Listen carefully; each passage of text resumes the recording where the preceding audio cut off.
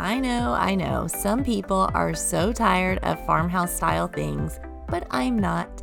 So in this video, I'm going to share with you how I created a similar look to these farmhouse style wood signs that I absolutely love.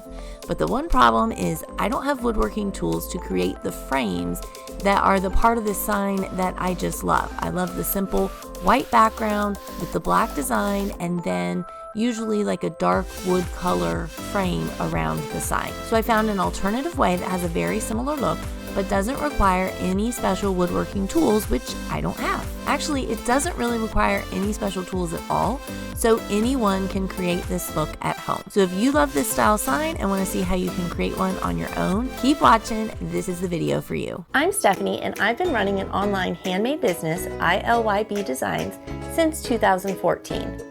Now, I don't know about you, but I have a little bit of crafter's ADD, so if you take a look at my website, you'll see I make a variety of different types of custom items. So I created this channel so I can share with you my crafty tips and tricks and provide you with inspiration for projects you can complete at home. So come craft with me, and as always, consider subscribing to my channel and like and comment on a video when you see something you like. Now, let's get on with today's video. I like to use these 10 by 20 inch canvases from Michaels, but you can use any size canvas. The steps are the same, and you can make these in all different shapes and sizes. Anything that you can find a stretched canvas in, you can make a sign that size. Now the process that I'm going to be showing you is called reverse canvas because you are taking the canvas and you're not using it how it is actually usually meant to be used.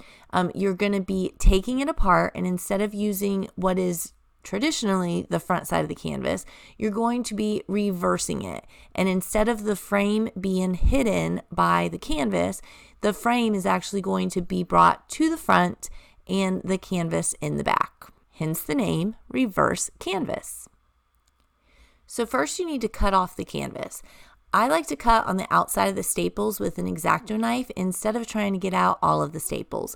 But if you prefer, you can remove the staples. I think that's the harder way, so I like to do it with the X-Acto knife. You want to cut in between the staples and the edge of the canvas. Once you cut all the way around the canvas, then you're just going to pull off those little strips of canvas that are under the staples. Now, you will have to pay a little extra attention on the corners because the canvas is doubled over, so it's a little harder to get off on the corners. Don't worry about it being so perfect here. Just get as much out of the staples as you can. You're going to cover all of that in the end, so it doesn't have to be pretty. Don't worry about that. You just want to make sure you don't have any little canvas strings hanging over the side of the frame. So now you're left with the frame and the canvas. Just set the canvas aside for the moment.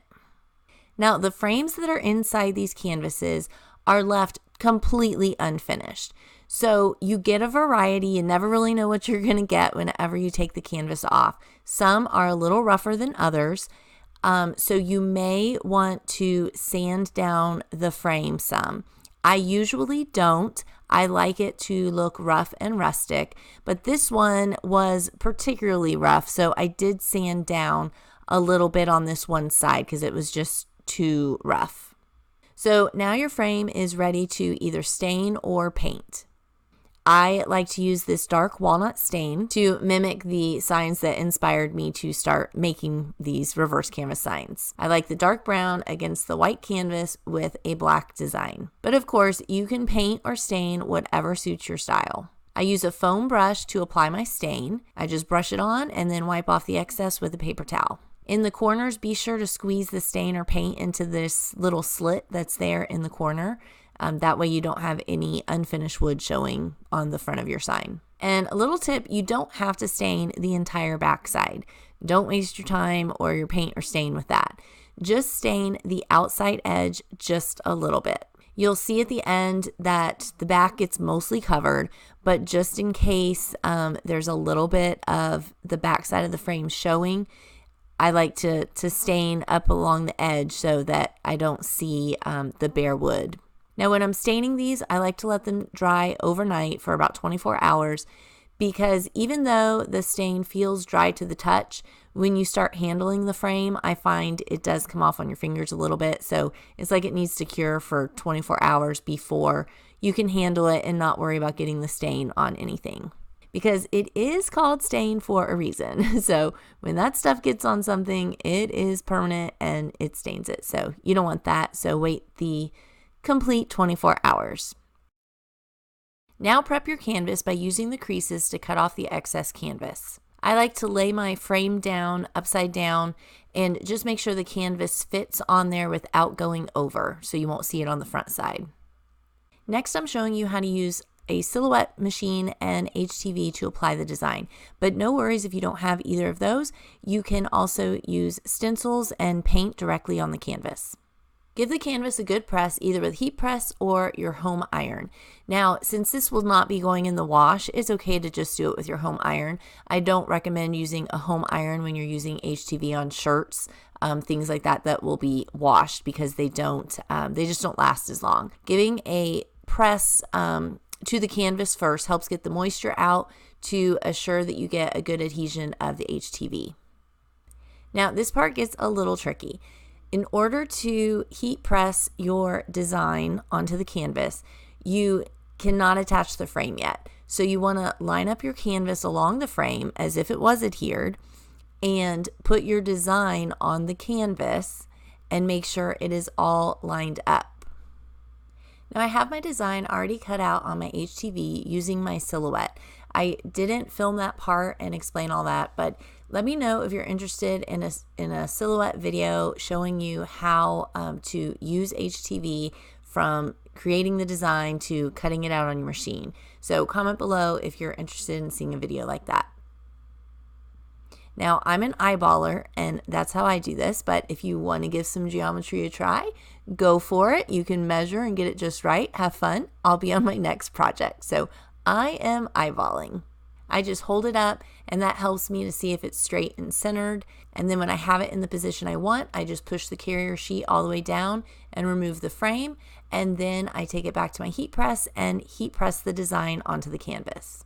And be sure if you're working with a piece of canvas that is longer than your heat press, like I am here, hold the edge of the canvas straight out and a little bit taut. Otherwise, the heat press creates a crease in the middle of the canvas, and that is really hard to get out. I give a quick press on each side of the design, then I remove the carrier sheet and give a complete press to each side. Follow your HTV guidelines. I'm using Caesar Easy Weed, so I do 305 degrees for 15 seconds.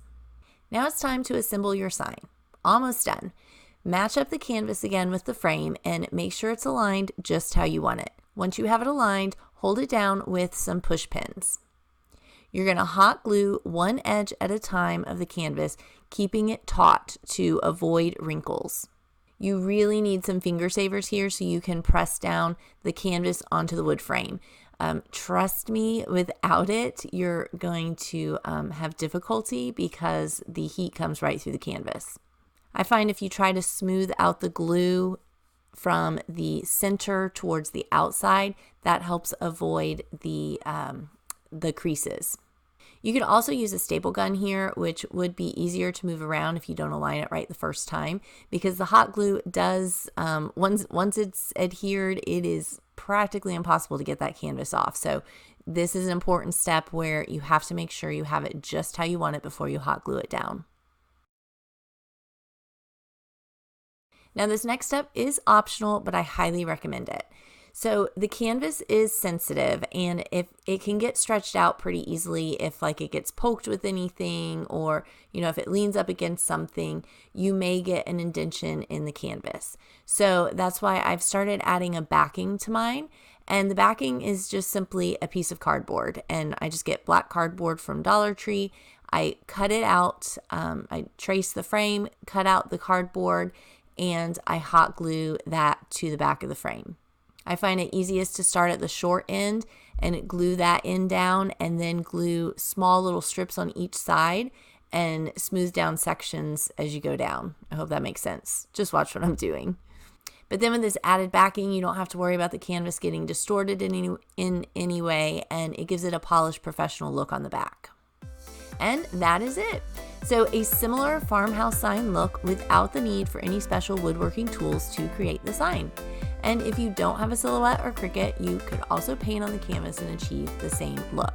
So I'm curious, let me know in the comments below, how many of you still like the farmhouse style, or are you just sick of it? I know there's a bunch of people that say they're sick of it, but I don't know if I will get tired of it anytime soon.